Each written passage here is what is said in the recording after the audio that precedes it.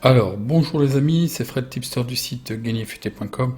Donc, avant toute chose, avant de vous proposer 6 pronostics pour demain, je tiens à vous informer, abonnez-vous parce que vous serez alerté, j'ai mis une alerte sur YouTube. Sur le match Châteauroux-Niort, hier j'avais émis quelques réserves, mais je ne comprenais pas la cote et si je vous proposais quand même de sécuriser, il s'avère que lorsque je publiais la vidéo, l'information est tombée. D'ailleurs, bon, après la vidéo, je remercie Junior91 qui m'a remis la puce à l'oreille en me disant qu'il y avait beaucoup d'absents côté de Niort. Donc effectivement, et là, effectivement, les informations étaient parues. Toujours pas sur le site officiel de Niort, hein, ils parlent même pas de Covid ni rien. Là, c'est 2018, ça, c'est les dernières informations, octobre 2018, c'est non total. Et ils font référence à rien du tout, voilà, donc ils doivent payer très très cher un site qui marche pas. Aucune information. Par contre, effectivement, là, comme je vous disais, au moment où je postais la vidéo, donc à 17h30 en fait, à 17h21, un très bon article de Ouest France, hein, je vous ai mis les liens, où effectivement l'équipe est un petit peu décimée côté Niort. Par contre, l'entraîneur compte quand même sur les remplaçants pour avoir effectivement le même rendement. Donc je pense qu'il y aura des buts, je pense que ça va jouer. Il espère faire quelque chose quand même. Je pense pas qu'il va mettre le bus devant je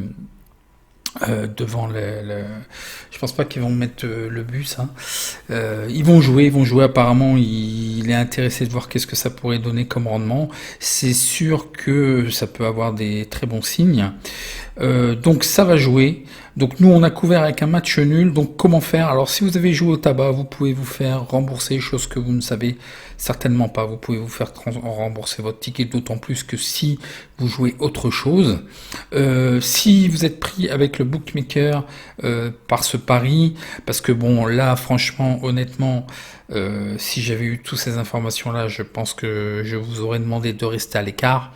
Bon, maintenant il faut faire avec. Moi aussi j'ai validé le 2 remboursé si N. Donc je vais essayer d'équilibrer ça en live. Donc chez le bookmaker, qu'est-ce que vous pouvez faire? Bah attendre le premier quart d'heure, voir si de quel côté est l'ascendant, voir la première équipe marque. Mettez votre mise divisée par la cote qu'on vous propose et mettez cette mise là pour essayer de recouvrir votre mise initiale. Donc la première équipe marque, soit un match nul à la mi-temps, ça peut être aussi envisagé. Après il faut voir, il faut l'effet de match. Le coup classique aussi c'est bon le score final, mais bon n'allez pas aggraver. Donc bon, je ne prendrai pas de prono show en live, je ne ferai pas de prono show en live pour essayer de vous aider demain à 19h, puisque c'est un match à 19h. Mais voilà, essayez de faire au mieux. Désolé pour ce match. Bon, je pense qu'il n'y en aura pas. Je vais pas me faire attraper 10 fois comme ça dans l'année. Bon, sur une bankroll, hein, sur l'année, c'est pas un match. Hein, on va pas faire les caliméros. C'est pas sur un match qui va faire que votre bankroll s'est écroulé. Hein. Donc, voyons voir maintenant les matchs d'aujourd'hui. Donc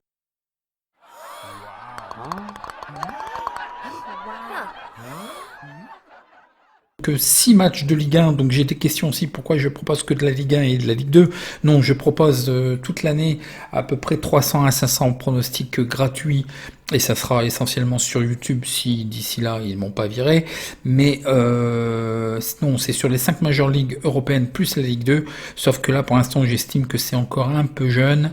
Donc là on a des choses intéressantes en Ligue 1 et en Ligue 2 puisqu'on a quand même 5 matchs. Donc ça permet d'avoir des statistiques et ça commence à avoir des données intéressantes. Donc voyons voir le premier match qui est Montpellier-Nîmes. Donc Montpellier est troisième, une équipe qui m'intéresse, qui est sur mes tablettes pour le rendement, avec 10 points, et Nîmes qui est 14e avec 5 points.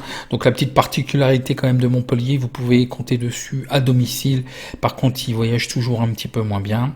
Pour ce qui est de Nîmes, bon ben voilà, c'est pas Jojo quoi, à part leur premier match. Après bon, ils ont réussi quand même à faire match nul contre Lyon. Lens, c'est pas facile non plus, donc il manque peut-être pas grand-chose. Donc voyons voir le face-à-face. Donc Montpellier gagne à 60%, font match nul à 20%, ils perdent à 20%. Ils font des over 2,5 à 100% de leur match.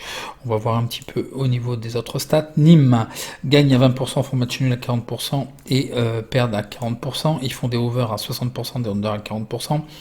Donc Montpellier marque en premier à 60% et encaisse en premier à 40%. Un rendement positif, hein, ils sont sur mes tablettes. Mais surtout, il faut les jouer à domicile à 61%. Un rapport négatif sur Nîmes à moins 53%. Le face-à-face domicile-extérieur qui n'est pas encore trop génial puisqu'il y a peu de matchs, mais Montpellier est invaincu, d'autant plus il reste sur 3 victoires. L'historique des confrontations, donc pour l'instant, Nîmes n'a toujours pas gagné à Montpellier. Donc voyons voir les statistiques que je vous ai trouvées pour ce match. Donc normalement sur Gagnifuté vous allez pouvoir retrouver toutes les informations, sauf que je pense que vous allez être nombreux. Je suis en train de travailler justement pour tous les aspects alerte algo, les PLT qui arrivent, le club, hein, l'espace privé. Donc je suis obligé de rétablir un petit peu tout.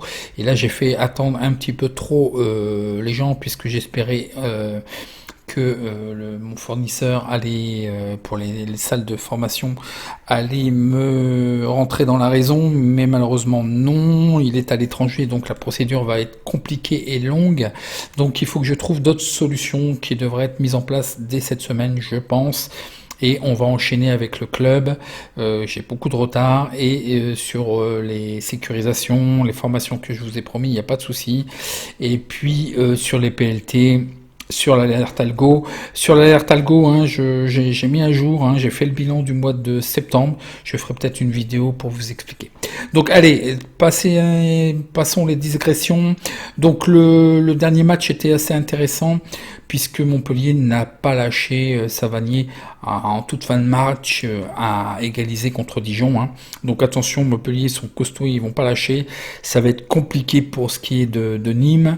Donc je vous ai mis les résumés des derniers matchs qui peuvent être intéressants quand même à visionner, même si je vous conseille plutôt de voir le match, voire moins de matchs, et ne regardez pas que le Barça, que le Paris Saint-Germain. Regardez ces matchs, vous allez avoir plein d'enseignements et vous allez certainement découvrir quand même qu'il y a des matchs où des fois, c'est un peu contre le score et c'est vraiment malheureux. Et puis vous allez vous faire des données et des datas. Donc pour ce qui est de la feuille de match, donc c'est celle, donc là je me fais pas attraper, c'est que c'est celle du dernier match connu. Pour ce qui est des statistiques, ce qui vous importe souvent le plus, il n'y a eu aucune défaite à la mi-temps lors des 16 derniers matchs à domicile de Montpellier. Montpellier a remporté 13 des 16 derniers matchs de Ligue 1 à domicile. Donc oui, c'est costaud à domicile, il n'y a pas de souci. Il y a une série de 8 victoires consécutives en Ligue 1 à domicile, est invaincu dans 15 des 16 derniers matchs en Ligue 1 à domicile. Montpellier a réalisé une série de 3 victoires par 2 buts et plus lors des 5 derniers matchs à domicile en Ligue 1. Montpellier a marqué 1 but et plus lors des 11 derniers matchs à domicile en Ligue 1. Donc vous voyez, c'est costaud, ça marque, c'est impeccable pour Montpellier à domicile. Nîmes comptabilise une seule victoire dans les 16 derniers matchs en Ligue 1, donc ça va être difficile. On perdu 8 des 10 derniers matchs à l'extérieur, donc voilà. Les deux équipes ont marqué dans 6 des 8 derniers matchs de Nîmes en Ligue 1. Plus 2,5 buts ont été vus. On a vu aussi une statistique 100% d'over pour Montpellier, donc voilà, je l'ai pas mise d'ailleurs. Plus 2,5 buts marqués dans 6 des 8 derniers matchs de Nîmes. Et lors de 6 des 8 derniers matchs à l'extérieur, Nîmes a concédé 2 buts et plus à 6 reprises. Donc vous voyez, ça va être difficile. Donc je vous ai mis l'historique, les cotes. Et sur match, vous avez compris, sans surprise, la victoire à domicile de Montpellier à 1,74. Je le sécurise pas, mais on a vu aussi que ça pouvait claquer, donc peut-être le plus 2,5 buts si ça vous intéresse. Je vous ai mis aussi les programmes TV. Là, il y a un petit souci au niveau de Montpellier qui jouerait aujourd'hui, donc c'est pas ça. C'est ici, ça sera sur Téléfoot. Montpellier-Nîmes à 13h dimanche. Il y a un petit bug, je vais leur dire. Alors, ce qui peut être intéressant, c'est de voir un peu les matchs aussi qui pourraient être préparés après. Donc, après, attention, Montpellier va faire trois matchs à l'extérieur. Donc voilà, ça peut vous donner des indications. Pareil pour Nîmes, ça peut être intéressant de voir après la trêve internationale. Hein, donc, ils vont jouer contre Paris Saint-Germain. Donc voilà pour ce qui est de ce pronostic. Voyons tout de suite le second. Alors le second pronostic est Bordeaux contre Dijon. Donc pourquoi je vous propose ce match, vous allez le voir.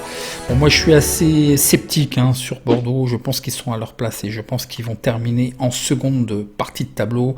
Le mercato ne donne rien. Bon, ils font énormément de matchs nuls déjà, 3 matchs nuls. Mais pour moi ça semble, il n'y a rien de bon. Dijon effectivement beaucoup de difficultés, même s'ils viennent d'obtenir un match nul contre Montpellier, mais c'est pas encore ça, ça va être difficile. Voyons voir le face à face. Donc, comme je vous dis, une seule victoire de Bordeaux à l'extérieur contre Angers, ce qui est assez un peu étonnant parce que Angers sont souvent très bien à domicile. Sinon, ça marque pas de but non plus.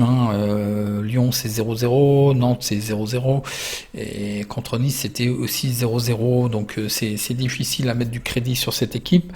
Donc voyons voir, Bordeaux gagne à 20%, match nul à 60%, ils perdent à 20%, ils font des overs à 20%, des under à 80%, ils marquent en premier à 20% et encaissent en premier à 20%, un rendement négatif sur cette équipe de moins 28%. Pour ce qui est de Dijon, ils n'ont pas encore gagné, ils font match nul à 20%, ils perdent à 80%, ils font des overs de 2,5 à 40%, des under à 60%, ils gagnent, ils marquent en premier à 40%, ils encaissent en premier à 60%, 100% de pertes sur cette équipe. Donc le domicile extérieur c'est encore succinct, mais vous voyez à domicile des 0 plus 0 égale la tête à Toto, quoi. 3-0-0, c'est énorme. L'historique des confrontations, Dijon ne l'a jamais emporté à Bordeaux. Donc Bordeaux l'a gagné à 3 reprises et on fait 2 matchs nuls. Donc voyons voir les statistiques que je vous ai trouvées particulières sur ce match. Donc je pense que ça va être un match difficile. C'est parce que c'est le résultat qui m'importe. Je pense qu'on va s'ennuyer sur ce match-là. Bordeaux me semble pas du tout vraiment bien. Il y aura quand même Paul Bayes qui revient après avoir pu rejeter sa sanction lors du match nul contre Nice. Et puis Dijon, en dernier lieu, ils ont quand même accroché le 2-2 contre Montpellier, qui est quand même en forme actuellement. Donc voilà pour la présentation, je vous ai mis l'historique des derniers matchs, donc ça peut toujours vous aider. Les compositions, effectivement je vous disais côté Bordeaux, Paul Bayes est de retour, et ici c'est Yacine Bézia, côté Montpellier, qui sera absent. Donc les statistiques, je sais que vous appréciez ça. Bordeaux ont fait match nul dans leurs 6 derniers matchs à domicile en Ligue 1. Bordeaux a gagné seulement un des 9 derniers matchs en Ligue 1. Ils sont sur une série consécutive à domicile sans défaite en Ligue 1. Bordeaux a fait match nul dans 3 matchs à domicile, à la fois à la mi-temps et à la fin du temps réglementaire. Bordeaux ont réalisé 5 nuls dans les 7 derniers matchs de Ligue 1. Bordeaux est invaincu dans 6 des 7 derniers matchs. Et Bordeaux a fait moins 2,5 buts dans 6 des 7 derniers matchs. Donc vous voyez, ça perd pas vraiment, mais ça gagne pas non plus. Beaucoup de matchs nuls, peu de buts. Pour ce qui est de Dijon, un mauvais bilan de 3 défaites consécutives à l'extérieur en Ligue 1. Dijon a gagné seulement un des 16 derniers matchs en Ligue 1 à l'extérieur. Dijon n'a marqué un seul but lors de 8 des 12 derniers matchs à l'extérieur en Ligue 1. Dijon n'a pas marqué un seul but dans 8 des 12 derniers matchs à l'extérieur en Ligue 1. Lors de 5 des 6 derniers matchs à l'extérieur en Ligue 1, Dijon a perdu. Dijon a perdu par plus de 2 buts, 3 des 5 derniers matchs à l'extérieur. Dijon ont réussi à marquer au moins 0,5 buts à l'extérieur en Ligue 1. Donc d'un côté, ça perd pas, mais ça gagne pas non plus, et ça fait du match nul, et ça ne marque pas beaucoup. Et de l'autre côté, Dijon perd. Donc est-ce qu'ils sont capables effectivement d'accrocher Bordeaux? C'est ce que je pense un petit peu sur ce match. où je vous propose en fait un match nul à 3,75 et je pense qu'on aura sans aucun souci la possibilité, ça va être un match soporifique, hein, vous allez vous embêter, avec un under 2,5 à 1,60 qui me semble très bien pour ce match.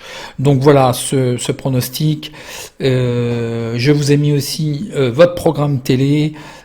Et puis je vous donne aussi une répartition sur si vous voulez jouer le match nul remboursé si under, un exemple pour 30 euros. Donc voilà pour ce pronostic et je vous donne tout de suite rendez-vous sur le troisième prono. Alors le prochain pronostic est Brest contre Monaco. Donc Brest c'est un peu une équipe que je qualifie de ça gagne ou ça perd en fait, il n'y a pas de match nul et ça joue, ça claque énormément de buts, ils sont très attractifs au niveau des buts, bon c'est la pire défense aussi, mais aussi au niveau attaque, ça joue pour gagner. Monaco qui est sur mes tablettes pour le rendement et je pense qu'ils ont une très belle carte à jouer cette année. Et je pense que c'est bien parti pour, de par l'effectif, et je pense que Ben Yedder et Voland va faire des choses extraordinaires. Donc le face-à-face, domicile extérieur, donc Brest gagne à 40%, perdent à 60%. Ils font des over à 2,5 à 80% et des under à 20%. Ils marquent en premier à 60% et ils encaissent en premier à 40%. Un petit rendement de plus 2,4, mais c'est parce qu'en fait, il faut voir, hein, sur l'année, ça peut être intéressant. Ils ont l'air de jouer la gagne à chaque fois. Ça a l'air de marquer. Bon, je le prendrai pas. Hein. Par contre, Monaco gagne 60% de ses matchs, font match nul à 20%, perdent à 20%. Ils font des over 2,5 à 80% et des under à 20%. Ils marquent en premier à 80% et des under à 20%. Un rendement de 17% sur cette équipe, mais je pense que ça va aller au-delà. Donc quand je parle rendement, hein, je parle match gagné. Donc le face-à-face domicile extérieur, donc bon, assez équilibré. L'historique des confrontations, Brest l'avait emporté l'année dernière, même pas l'année dernière, qu'est-ce que je dis. Brest l'avait emporté en 2011, donc c'est assez éloigné, donc moi je le prends pas pour argent comptant, donc voyons voir ce que je vous ai trouvé. Donc effectivement, Monaco doit gagner pour revenir dans le top 5. Et puis je pense qu'effectivement le couple volant de Ben Yedder, comme je vous ai dit, ce dernier d'ailleurs a marqué un doublé lors du 3-2 contre Strasbourg. Je pense qu'il va y avoir de l'activité offensive, on va pas s'ennuyer, je pense qu'on va avoir un bon match, parce que Brest joue vraiment pour gagner, et c'est vraiment un football spectaculaire quand même. Bon, même s'ils encaissent quand même pas mal, mais ça marque. Donc il y aura des buts dans ce match. Je vous ai mis les résumés des matchs précédents, la feuille de match, où il y a 2 joueurs disqualifiés en fait, suspension. Évidemment, ce sont les 2 cartons rouges qu'il y a eu. Dizazi et Djouameni qui sont absents. Pour ce qui est des statistiques, le Stade Brestois est invaincu dans 13 des 16 derniers matchs de Ligue 1, donc attention quand même. Lors des 7 derniers matchs de Ligue 1, Brest a un mauvais bilan de 5 défaites. Brest a marqué 2 buts et plus lors des 4 des 6 derniers matchs à domicile. Brest a concédé au moins 3 buts lors de 3 des 5 derniers matchs en Ligue 1, donc oui, c'est un petit peu spectaculaire. L'AS Monaco est invaincu dans 9 des 11 derniers matchs de Ligue 1. Lors de 8 des 10 derniers matchs à l'extérieur de l'AS Monaco, les 2 équipes ont marqué. Donc ça, je pense que c'est assez sûr comme pronostic et je vais aller dans ce sens. Au moins un but a été marqué par l'AS Monaco lors des 16 derniers matchs en Ligue 1. L'AS Monaco a concédé plus de 2 buts à 4 reprises lors des 6 derniers matchs de Ligue 1. Donc ça va claquer, les stats nous le disent. Donc voyons voir ce que je vous propose. Je tente la victoire de Monaco parce que je pense que Brest joue pour gagner aussi. Monaco a la possibilité de faire très bien sur ce match. C'est pas une cote à 2,30, je crois qu'elle est montée à 2,40 d'ailleurs. Je vais regarder, je crois que je l'ai validé à 2,40, mais bon c'est pas grave, je vais le laisser comme ça, c'est pour la banque de public. Après certains vont me dire que je triche, donc c'est 2,30, mais je crois que vous pouvez l'avoir à 2,40. Et ce qui me semble assez sûr, c'est que les deux équipes marquent, et c'est une cote à 1,50, donc c'est pas dégueulasse, c'est bon à prendre. Donc voilà pour ce match, je vous ai mis aussi pour votre programme télé et les prochains matchs après la trêve. Et je vous donne tout de suite rendez-vous dans le 4e pronostic. Déjà, 4e pronostic. On va bientôt faire le bulletin entre les pronos d'hier et d'aujourd'hui. On a la moitié de la grille de l'autosportif qui est faite. Il y a 2 millions, les amis. Allez, à tout de suite sur le prochain pronostic. Alors, le prochain pronostic, donc le 4e pronostic, est sur le match Strasbourg-Lille, où Strasbourg a beaucoup de difficultés depuis le début. Ils ont marqué et ils ont gagné que contre Dijon, qui est évidemment la lanterne rouge, et Strasbourg est en zone de relégation. Pour ce qui est de Lille, tout va bien, quoi. C'est un rouleau compresseur. Ils ont réussi même à faire match nul contre Rennes, qui est quand même un moteur en Ligue 1 sur cette année. Donc ils sont toujours invaincus, deuxième avec 11 points. Donc on va voir ça, le face-à-face. Donc comme je vous disais, Strasbourg, c'est pas folichon, donc ils gagnent à 20% et ils perdent à 80%. Ils font des over 2,5 à 40%, des under à 60%. Ils marquent en premier à 40% et ils encaissent en premier à 60%. Un rendement négatif de moins 66%. Pour ce qui est de Lille, ils gagnent à 60%. Ils font match nul à 40%. Ils font des under à 100%. Donc attention, certainement peu de buts. Et ils marquent en premier à 100% des matchs. Donc souvent, ils ferment. Un rendement quand même positif de 19% sur cette équipe. Voyons voir le face-à-face domicile extérieur. Donc c'est pas suffisamment significatif. L'historique des confrontations. En février 2020, Lille avait gagné 1-2 contre Strasbourg. Sinon c'est une certaine alternance. Voyons voir les statistiques que je vous ai trouvées sur ce match.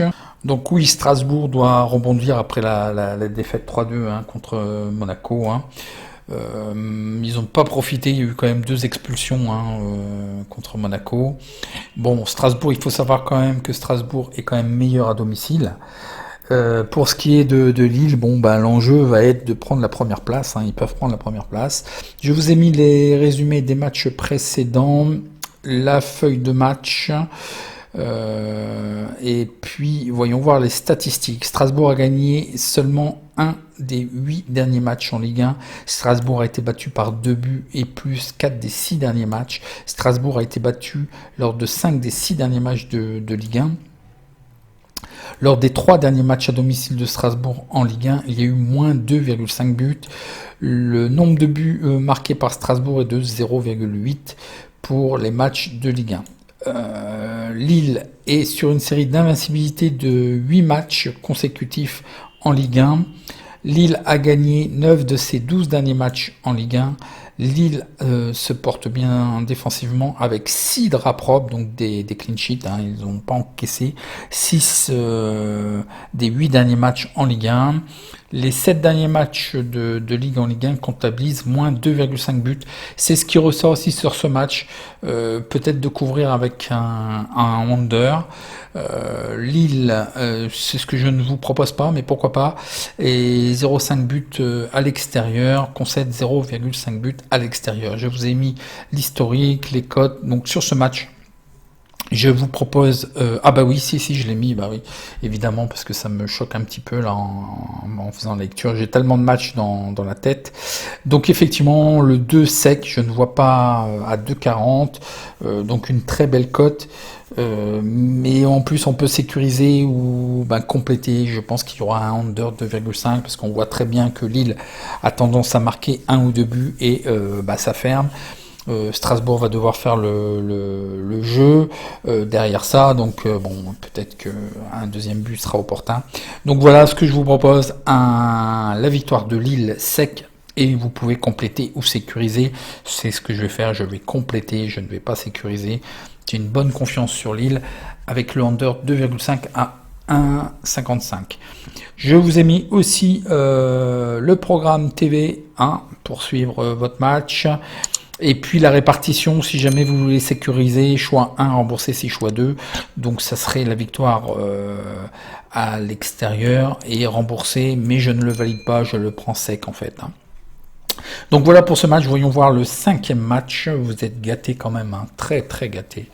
Donc le 5e pronostic, Rennes contre Reims. Donc Rennes est premier et leader de Ligue 1 avec 13 points. Ils doivent défendre leur place. Bon, une très belle série, magnifique. Hein. C'est vraiment un rouleau compresseur là. Il faut qu'ils engrangent des points, il faut qu'ils profitent parce qu'après il va y avoir l'Europe, hein, les matchs européens. Donc il faut qu'ils engrangent des points. Ils ont raison. Et puis Reims, il faut qu'ils se remettent aussi hein, de leur défaite en Ligue Europa. Donc bon, ils ont plus que le championnat à se concentrer, mais ça me semble quand même assez difficile du côté de Reims. Donc voyons voir le face-à-face. Donc une très belle régularité, hein. Il n'y a rien à dire. Hein. Rennes, c'est l'équipe certainement la plus impressionnante cette année hein, jusqu'alors. Et puis Reims peine, il faut qu'ils se remettent en selle.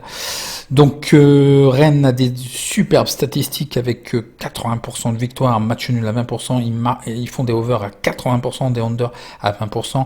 Ils marquent en premier à 60% et ils encaissent en premier à 40%. Un rendement positif de 86% sur cette équipe.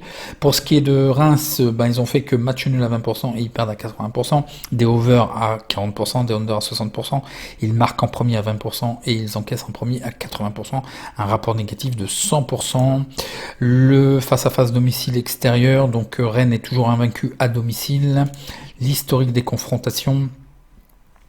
Donc, Rennes avait perdu hein, en 2018, en 2019 par les plus petits scores 0-1 et 0-2. Donc voilà, une revanche à apprendre. Voyons voir les statistiques que je vous ai trouvées justement. Serhou Guirassy sera le joueur à surveiller côté de Rennes. Il a déjà marqué 3 buts et puis Reims doit reprendre et oublier les éliminatoires de Ligue Europa et se remettre en selle sur la Ligue 1. Je vous ai mis les résumés des matchs précédents de ces deux équipes, les formations probables, la feuille de match probable et je vous donne les statistiques. Un record pour le Stade Rennais avec 8 matchs consécutifs en Ligue 1 comptabilisant aucune défaite. Rennes a remporté 10 victoires lors des 12 derniers matchs de Ligue 1. Il y a eu une série de 4 victoires consécutives à domicile en Ligue 1 pour Rennes. Rennes a réussi à s'imposer à la mi-temps et à la fin du temps réglementaire dans 5 des 7 derniers matchs de Ligue 1. Rennes a réussi à gagner par au moins 2 buts 4 des 7 derniers matchs de Ligue 1. Dans 4 des 5 derniers matchs de Rennes, les deux équipes ont marqué. Rennes a marqué au moins 2 buts dans 7 des 8 derniers matchs de Ligue 1. Lors des 9 derniers matchs à l'extérieur de Ligue 1 de Reims, il y a un mauvais bilan de seulement une victoire. Reims comptabilise 4 défaites consécutives en Ligue 1. Et Reims a une mauvaise série de 9 matchs à l'extérieur dans lesquels ils ont encaissé au moins un but. Je vous ai mis l'historique des confrontations, les cotes, et sur ce match, pas trop de secrets. Hein, je vois, j'ai marqué Lille, je vais rectifier. Donc je vois la victoire de 1. La victoire, du coup, ça me perturbe, de Rennes, le 1 à 1,64. Hein, je vais rectifier, ne lisez pas Lille. C'est évidemment, vous l'avez compris, Rennes, la victoire de Rennes sèche. Je vous ai mis la diffusion TV, les programmes TV. Donc voyons voir pour le dernier match une affiche. À tout de suite. Alors le dernier match, c'est une affiche. Alors est-ce que ça va être un feu d'artifice comme j'ai marqué sur l'article que j'ai fait sur Gagné Futé, ou un pétard mouillé? Donc Lyon contre l'OM. Lyon est 11e avec 6 points et l'OM est 9e avec 8 points. Donc une certaine régularité, mais voilà, il faut que ça gagne, ça perd des points. Donc Lyon a cette année quand même une belle opportunité. Ils sont libres de toute compétition, donc ils devraient profiter. Mais bon, je pense que le mercato met un petit peu les têtes à l'envers, je pense, au niveau de l'effectif. Et puis l'OM ne profite pas non plus de ce début de saison, puisque ça va se compliquer hein, en Ligue des Champions. Donc voilà, ça accroche. Match nul, c'est vraiment un match pathétique là contre Metz. Je vous ai mis le résumé, voyez-le si vous l'avez pas vu. Mais rien d'extraordinaire. Je pense qu'on va avoir à faire quand même un pétard mouillé hein, sur ce match-là. C'est pas l'affiche qu'on pourrait attendre. Voyons voir le face-à-face domicile extérieur. Donc une certaine régularité pour Lyon, mais Lyon est plutôt attendu sur des victoires et ils ont encore l'effectif. Marseille c'est pareil, quoi, ils sont décevants, donc voilà quoi pour les deux effectifs. Lyon gagne à 20%, font match nul à 60%, perdent à 20%. Ils font des over 2,5 à 40%, des under à 60%. Ils n'ont pas marqué en premier du tout. Ils ont encaissé en premier à 3 reprises, donc il doit y avoir un petit bug parce qu'il manque quand même des matchs. Pour ce qui est de Marseille, ils gagnent à 40%, des matchs nuls à 40% et ils perdent à 20%. Ils font des over 2,5 à 20%, des under à 80%. Ils marquent en premier à 40% et ils encaissent en premier à 60%, donc un rapport négatif sur Lyon à moins 75%, donc là il y a un petit bug, je vais dire ça aux développeurs. Et puis sur Marseille quand même, c'est dû au match contre Paris en fait, hein, une cote de 4,75. Donc un rendement de 36% sur cette équipe. Le face-à-face domicile extérieur ne nous dit pas plus, mis à part que Lyon est invaincu. L'historique des confrontations, donc Lyon l'a emporté les 3 dernières fois contre Marseille et ils sont invaincus contre Marseille à domicile depuis 11 matchs d'invincibilité contre Marseille. Donc bon, je vois pas grand chose de plus. Il reste quand même sur 3 victoires. On va voir les statistiques particulières que je vous ai trouvées. Donc c'est ce que je vous dis, hein. Est-ce que c'est un pétard mouillé ou un feu d'artifice? Moi je crois plutôt que ça va être un pétard mouillé. Morgan Sanson a sauvé quand même l'OM vraiment dans les 5 dernières minutes. Donc vraiment c'est pas folichon. Memphis Depay serait apparemment aligné d'office dans le 11 de départ. Je vous ai mis les résumés des matchs précédents des deux équipes respectivement. La feuille de match probable. Jordan Amavi revient de suspension, donc c'est pas mal pour l'OM. Voyons voir les statistiques que je vous ai trouvées. Donc Lyon est sur une série à domicile de 15 matchs d'invincibilité à la mi-temps à domicile en Ligue 1. Lyon a gagné seulement un match lors des 6 derniers matchs de Ligue 1. Lyon est sur une série à domicile de 6 matchs d'invincibilité en Ligue 1. Lyon se porte bien défensivement avec 4 clean sheets, donc ils n'ont pas encaissé de but dans 4 des 6 derniers matchs à domicile en Ligue 1. Lyon a gagné par au moins 2 buts 3 des 6 derniers matchs à domicile en Ligue 1. Lyon a fait match nul dans 3 des 5 derniers matchs de Ligue 1 à domicile. Dans 3 des 5 derniers matchs de Ligue 1, Lyon a fait match nul à la mi-temps et à la fin du temps réglementaire. L'Olympique de Marseille est invaincu lors de ses 10 derniers matchs à l'extérieur en Ligue 1.